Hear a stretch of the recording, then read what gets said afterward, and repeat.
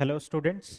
तो आज हम आपके साथ डिस्कस करने वाले हैं जो भी नए इंजीनियरिंग कॉलेजेस अभी हाल फिलहाल में इस्टेब्लिश हुए हैं, जिनकी भी रैंकिंग अच्छी है और जिनमें टीचर स्टूडेंट रेशियो अच्छा है, या यूं कह ले एनआईआरएफ का जो भी क्राइटेरिया है उसके बेसिस पे इन कॉलेजेस की रैंक अच्छी है।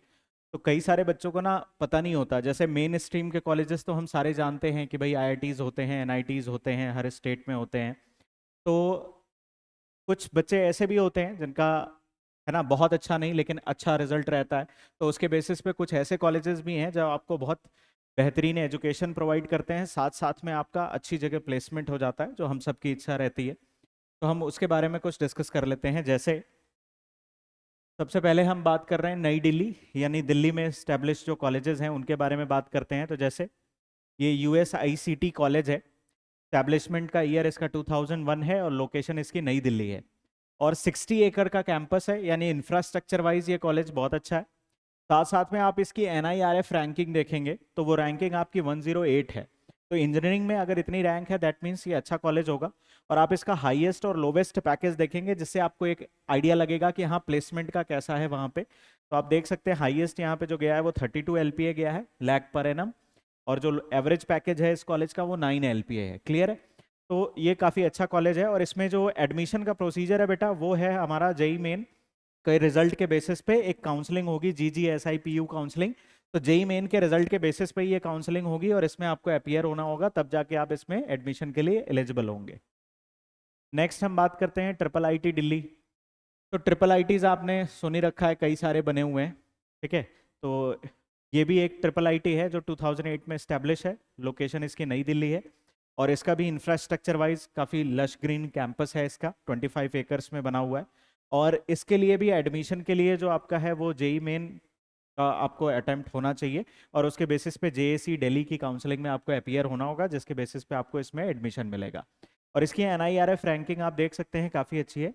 ऑल इंडिया रैंक इसकी मतलब एनआईआरएफ में 63rd पे आता है इंजीनियरिंग कॉलेजेस के लिस्ट में, तो काफ़ी अच्छा कॉलेज है। दूसरा हम लास्ट बात करें तो प्लेसमेंट की, तो हाईएस्ट आप देख सकते हैं 39 है और एवरेज पैकेज यहाँ पे कितना है 16.8 एलपीए। बाकी इसके बारे में जैसे आप कोई भी कॉलेज चुनना बेटा, तो उसमें ध्यान क्या रखना होता है आपको कि कैसा प्लेसमेंट है, उसका कैसा रिकॉर्ड है, लैब वगैरह कैसी मेंटेन है। तो उसके बारे में आप एक हल्का सा आइडिया ले लो जब भी एडमिशन लेने जाओ। दूसरा टीचर स्टूडेंट रेशियो, भाई कितने परमानेंट फैकल्टीज हैं वहाँ पे, क्योंकि आपका डेली इंटरेक्शन उन्हीं से होना है। और कितनी लैब की फैसिलिटीज़ वो प्रोवाइड कर रहा है आपको एक्सपेरिमेंट वगैरह करने के लिए। तो ये चीज़ें क्रूशल होती हैं। दूसरा एनआईआरएफ की रैंकिंग भी इसकी आप देख रहे हैं टॉप 100 में आ रहा है। नेक्स्ट हम एमएसआईटी की बात करेंगे। ये भी नई दिल्ली का कॉलेज है जो कि 8 एकर्स में फैला हुआ है। और इसके लिए भी आपको जेई मेन का अटेम्प्ट देना होता है एलिजिबल होने के लिए। उसके बाद इनकी अपनी काउंसलिंग होती है GGSIPU से।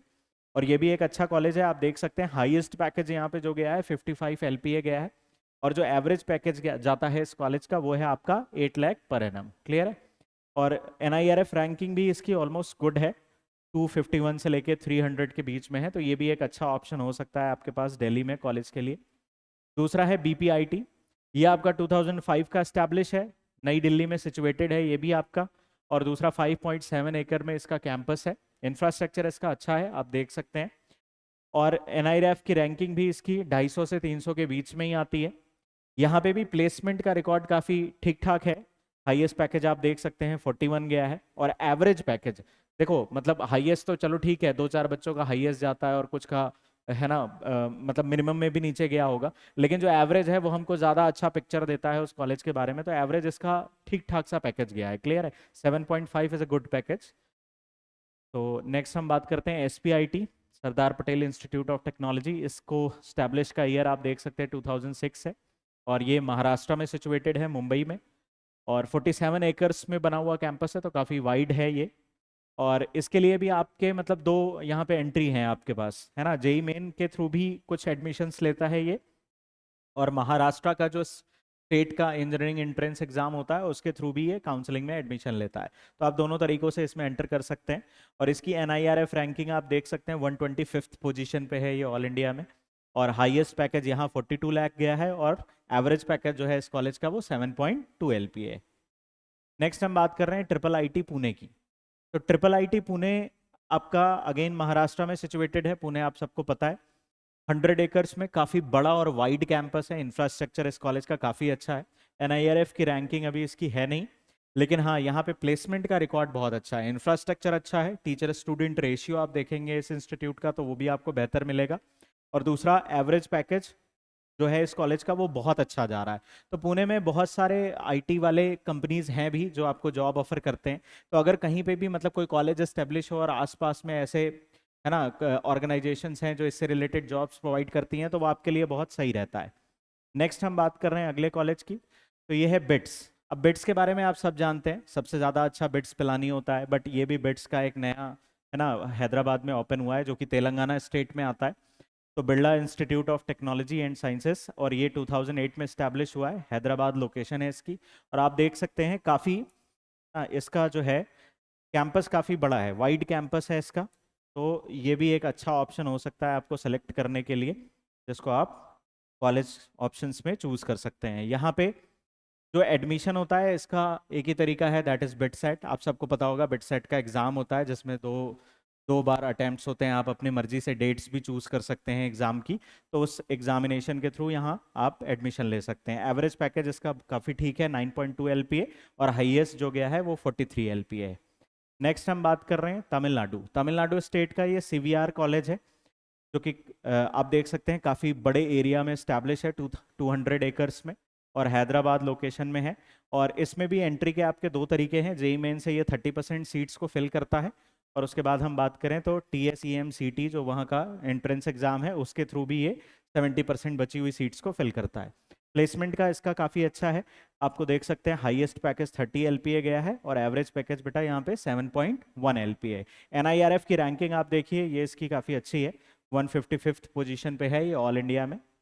नेक्स्ट हम बात करें IITDM, तो इंस्टीट्यूट ऑफ टेक्नोलॉजी, और ये मैन्युफैक्चरिंग और है ना दोनों चीज़ों से रिलेटेड होते हैं, टेक्नोलॉजी भी है और मैन्युफैक्चरिंग के साथ भी। जैसे आपका जबलपुर में भी है एक, तो ये अभी नया नया बना है, 2007 का है, और चेन्नई में लोकेटेड है। 200 एकड़ का इसका कैंपस है जो कि काफ़ी ग्रीन है।